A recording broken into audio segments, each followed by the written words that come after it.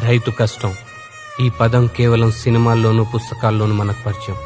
కానీ వాళ్ళెవరో, వాళ్ళ జీవితాలు ఏంటో మనకు తెలియదు, అవసరం కూడా లేదు కదా. డబ్బులు ఇస్తే మన నోటి దాకా ముద్దొచ్చి పడుతుంది. అవే డబ్బులు మేమిస్తాం పండించండి అని రైతులందరూ పండించడం ఆపేస్తే ఆకలితో చచ్చిపోతాం మనం. సిటీ బ్రతుకులే కష్టం అనుకుని బ్రతుకుతున్నాం. వాళ్లలాగా ఒక్కరోజు కూడా కష్టపడలేం మనం. కుటుంబంలో ఒకరు చనిపోతే ఆ కుటుంబానికే శోకం. అదే ఒక రైతు చనిపోతే దేశానికే శోకం. ఊరు, పొలం, విత్తనం పండించడం ఇవే ప్రపంచం అనుకొని బ్రతికే రైతుకి ఏమివ్వగలం? అవసరమైనప్పుడు మన సహకారం తప్ప. అప్పుడు ఏ రైతు ఆత్మహత్య చేసుకోడు. ఇవ్వగలమా?